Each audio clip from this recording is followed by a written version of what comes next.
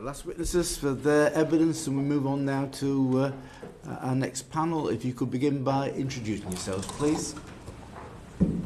I'm Tom Darling. I'm the director of the Renters Reform Coalition. We're a group of 21 leading housing organisations that have been campaigning for progressive reform of the private rented sector.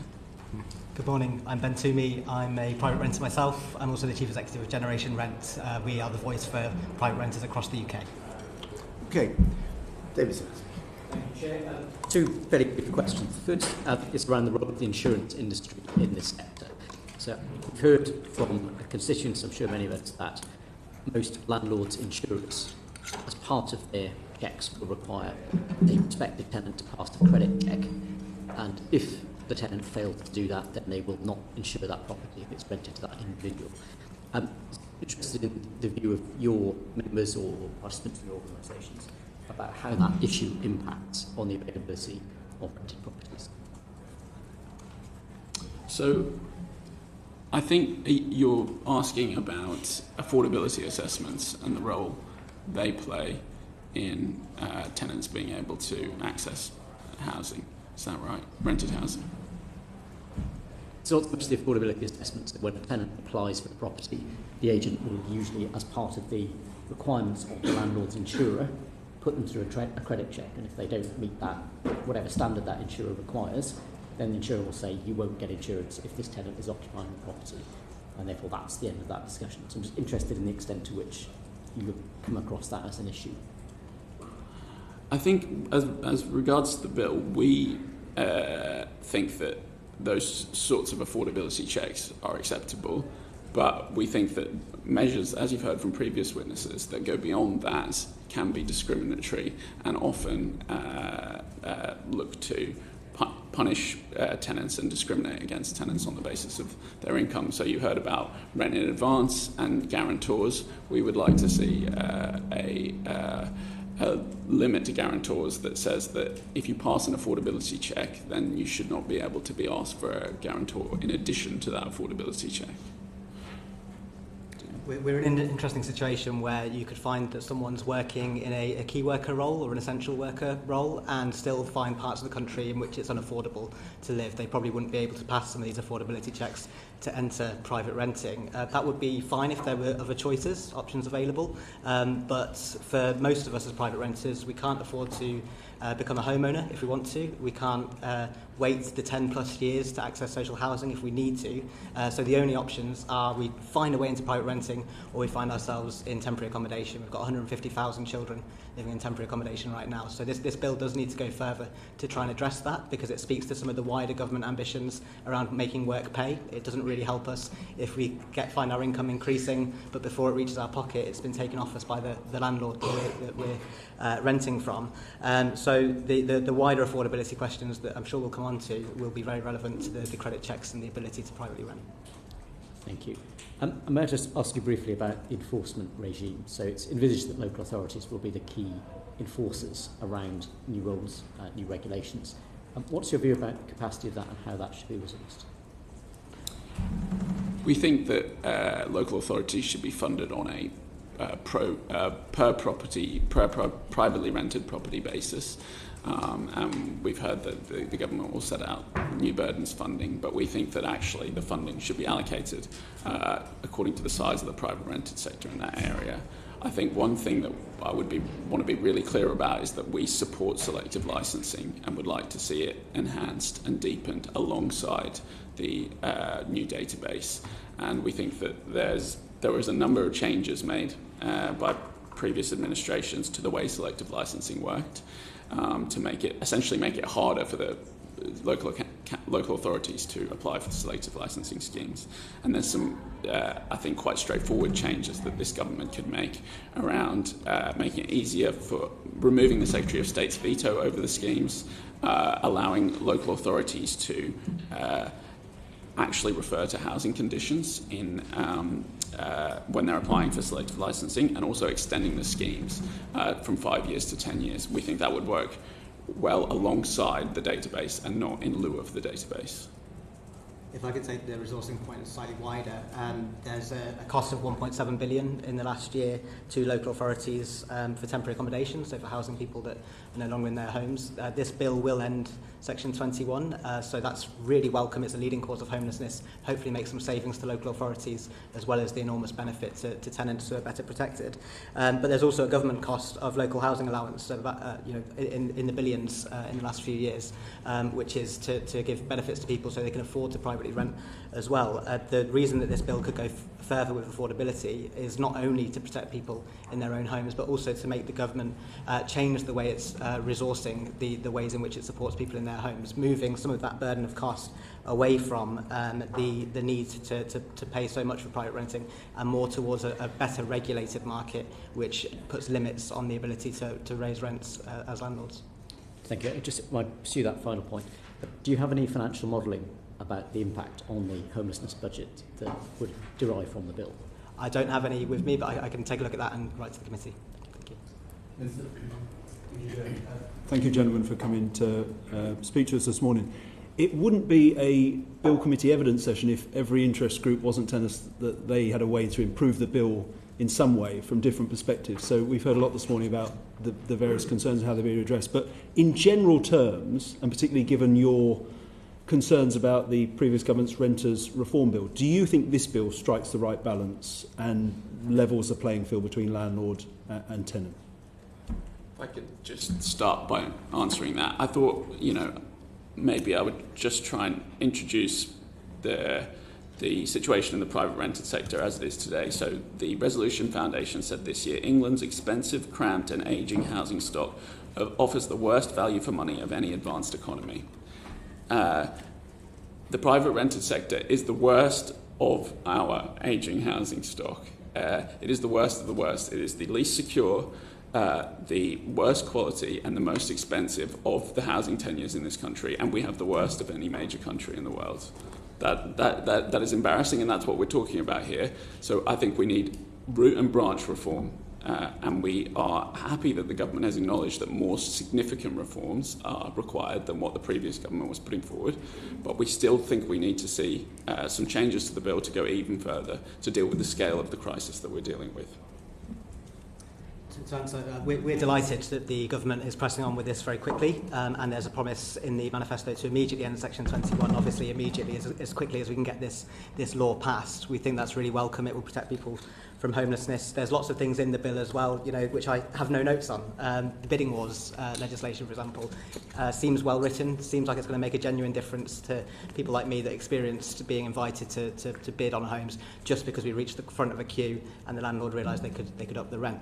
So some of those areas, Awab's law as well, introducing that into private renting, is beginning to create more of an even playing field, as you say, for renters compared to other tenures. But I'm just going to read as well, if I could take a moment to talk about Aisha from Hertfordshire. She's a school teacher and a single parent, and she's been struggling to keep up with the relentless rises in rent that she's faced in recent years. She says, there are moments when I feel so overwhelmed and exhausted, like I'm carrying the weight of the world on my shoulders. I try to stay strong for my children, but the stress and anxiety are always there, lingering in the background. I just want to provide them with the life they deserve, but with the way things are going, I fear that I might not be able to. It's a lonely, terrifying feeling, and it's hard not to feel defeated by this constant struggle. So it's for people like Aisha, where I think that this committee and this government and the Parliament on the whole, where every MP in this room promised to end Section 21 and also, in more words or less, promised a fairer deal for renters, it's important that this bill takes the opportunity to resolve those issues for Aisha. So we believe that will be, maybe we'll come on to it, limiting the ability for landlords to raise rents, not to the market rate, but instead limiting to the lower of inflation or wage growth, where it begins to actually match the real lived experience of people who are renting. Well, let's come on to that, because government would obviously argue that the provisions in the bill and how we've overhauled it and strengthened it from a tenant's perspective are designed precisely to help people like Aisha struggling with the insecure and unfair system that exists. And we take no issue with Tom's analysis of the problem. That's why we designed the bill in the way we have. But on rent increases, so I think, Ben, I've understood you sort of effective talking about a cap, inflation or wage growth. Do you not have any concern? Because I think previous witness rightly drew our attention to the nuances around different forms of rent control. But do you not have any concerns about, given the evidence that is out there across the world, and I've looked at it in great detail, about the potential negative impact on supply, discouraging investment into the sector? We've heard about the supply challenges, impact on property standards, and a very practical concern that if we implement an inflation-linked or wage growth cap, every single landlord in the country will raise rents every year to that cap, whether they would have done so under the current system or the system we propose or not. I mean, do you not? You must engage with the challenges on the other side to the sort of measures you're proposing. Very happy to. The idea of raising to the cap just doesn't happen in many countries. Landlords don't do that. When you have a sitting tenant, I guess there's elements of the risk being reduced once you know that person, and that's not really accounted for when you take on the market rate. There's also an element of knowing the human being that's in the home, I suppose, that changes the behaviour of landlords to some extent as well. The use of the market rate is flawed, to say the least.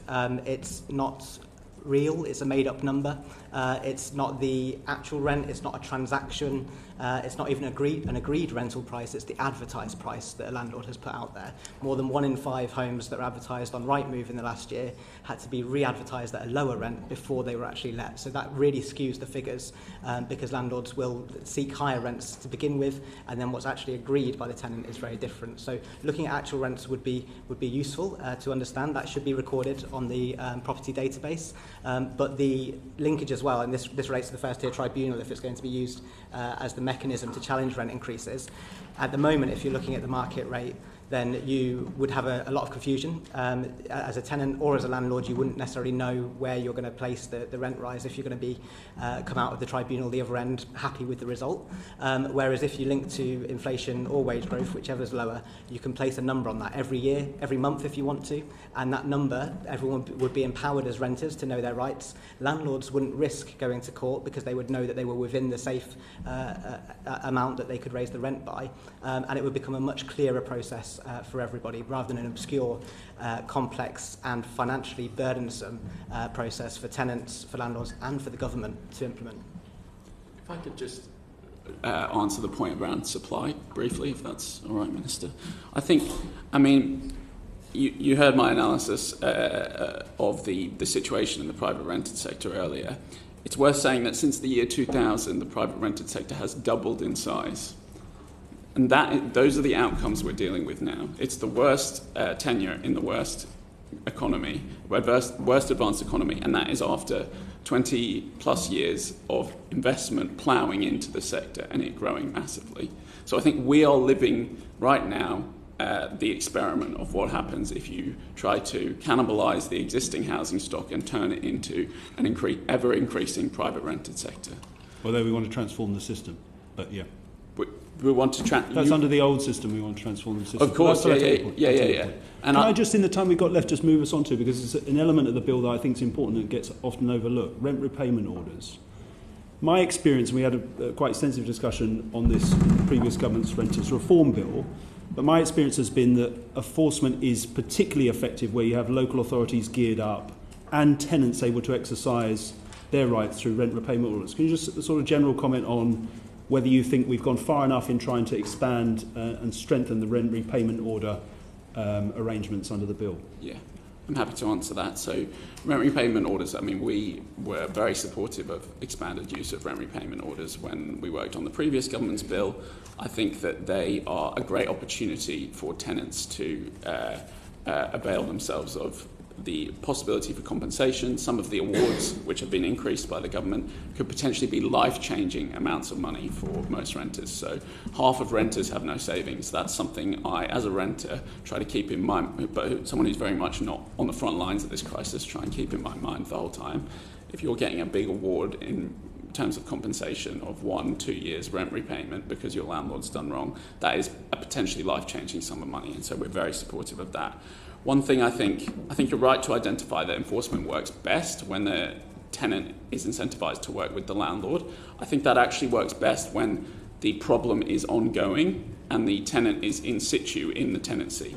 Now, one of the problems we have with the eviction grounds, and I think you've seen this in Scotland with the poor enforcement of their new tenancy regime, is that when the tenant moves on from that tenancy, it's very hard to motivate them to follow up and check that that eviction was legitimate under the new grounds. So our concern is that, you almost need to be motivated by a sort of righteous anger to get back at your landlord if you're to properly enforce the system. I think that's one of the reasons why we think that there should be post-eviction evidence required by the landlord in that instance, but also potentially no-fault eviction compensation, where the tenant doesn't have to pay the last 2 months of rent before they leave. That way, there'll be a broader-based disincentive for landlords to use those grounds, and you will avoid that situation where the vast majority of tenants, you'll be, after you've been evicted, you just want to move on with your life, and you're not thinking about your previous landlord or your previous home or checking Rightmove to see whether the landlord's relet the property and has basically fraudulently used that eviction ground. I completely support the call from Tom around no-fault eviction compensation. We think that's to recognise what every MP here, I think, has recognised, which is the harm of no-fault evictions to tenants, and trying to disincentivise the use of any new grounds of no-fault eviction. Just on the rent repayment orders, Minister, to quote the late, great Simon Mullings, housing expert who gave evidence at the Rented Reform Bill Committee and would have been here had he not passed away, sadly, very recently.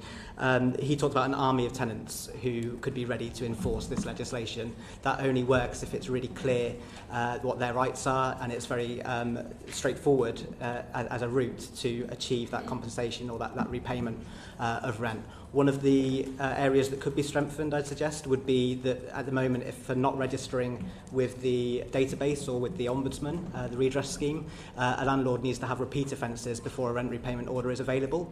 If I, as a tenant, encountered that my landlord wasn't registered, therefore, I would have to challenge that, wait for the local authority to make warnings based on what I've said, and then continue to live in the home feeling probably much less secure than I previously did without receiving a rent repayment order. So if it's about making sure that landlords aren't punished because they weren't aware of what their obligations were, then perhaps a smaller rent repayment order would at least give some incentive to a tenant on that first offence to actually raise the issue, or more thought needs to be given to how to stop those rent hike evictions that could happen later, because a rent hike being an eviction by the back door could be another way in which I, as a tenant, or someone else pursuing that, would feel insecure were we to come into that conflict with our landlord.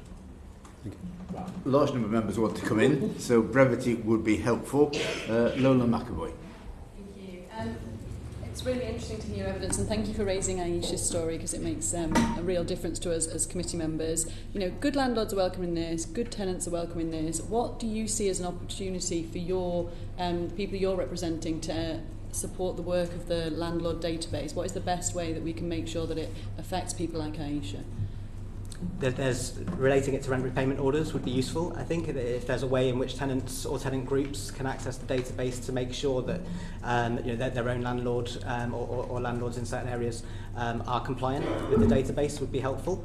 Adding to that database the actual rents would be useful, because we'd finally get a very honest and clear picture of what people are paying in rent. That would start to change this inflated idea that a landlord can stick their finger in the air and charge whatever they like just because it's a new tenancy, but you'd actually start to see the pattern of behaviour when people are in tenancies, and then having certain restrictions in there around evictions. We think eviction notices should be logged there. That would again give a clearer picture of why people are being evicted, so that measures perhaps later down the line can be taken to reduce the number of evictions.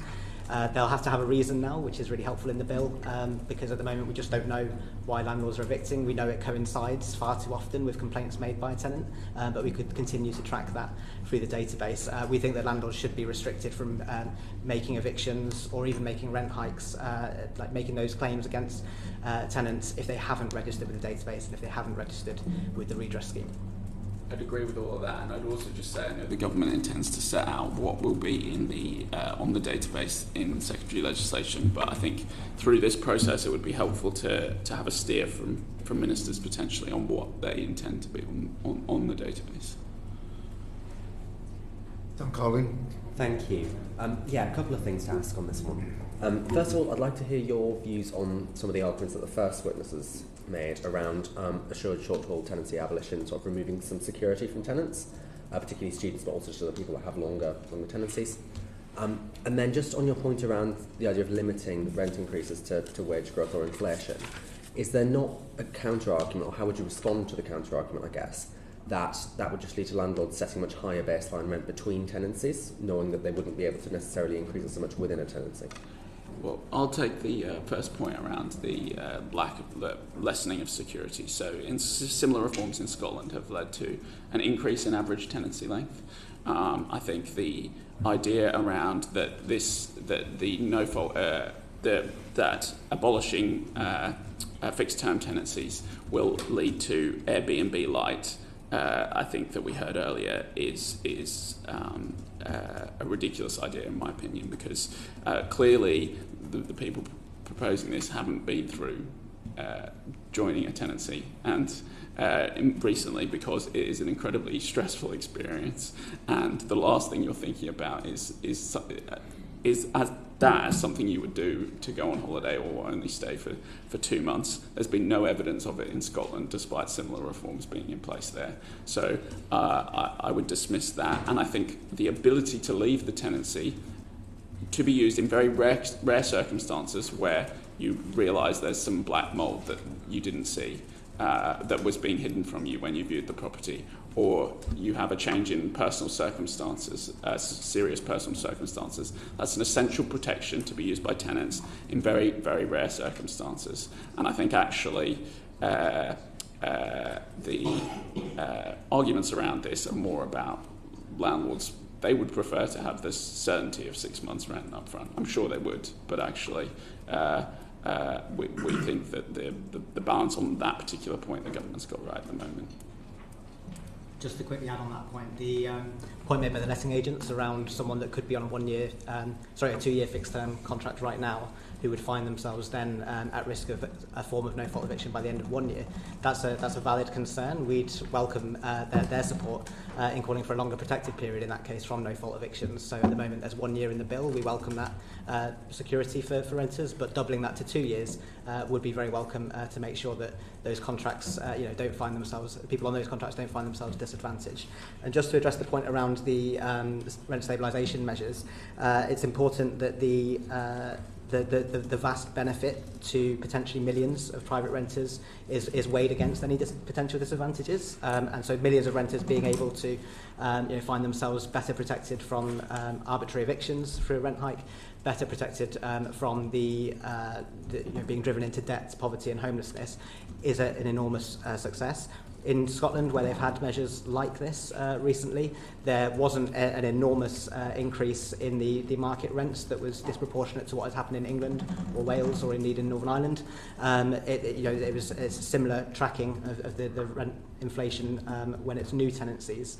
And so while doing that, you've protected all those people, and then what's happening in the market is very similar. One of the ways you solve part of that market problem, begin to drive down rents, is what's already been said, which is to just build lots of homes at the same time. Some of the most successful rent cap regimes across Europe are places where there's lots of social housing, so they're taking some of the pressure off of the private renter sector.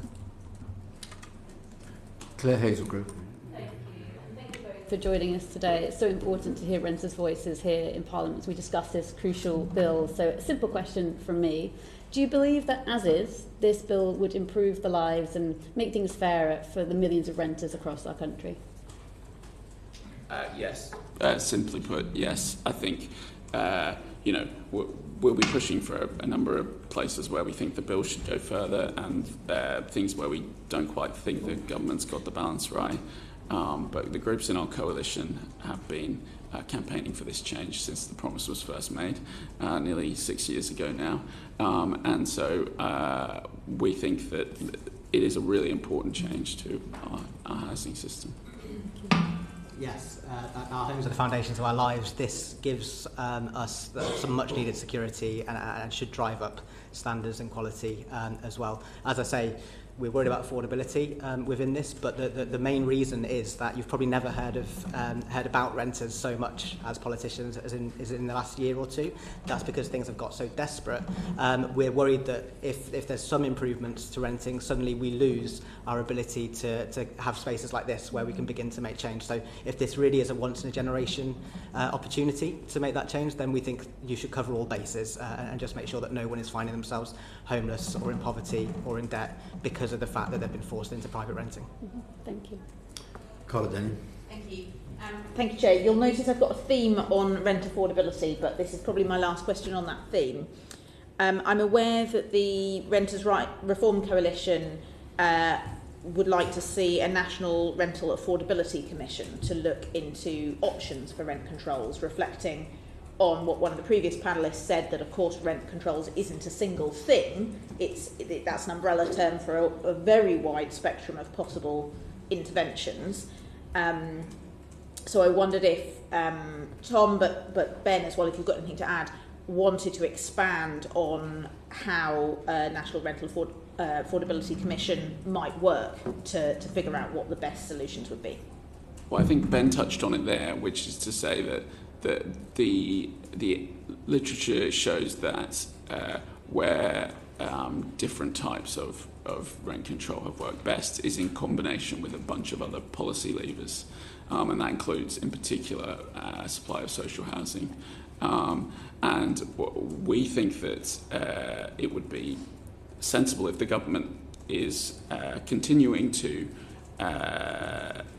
set out a view through this bill that affordability isn't the thing they're going to deal with through this legislation, that it would be worth having a National Rental Affordability Commission that could look at all of these issues in the round, including all of the different policy levers, including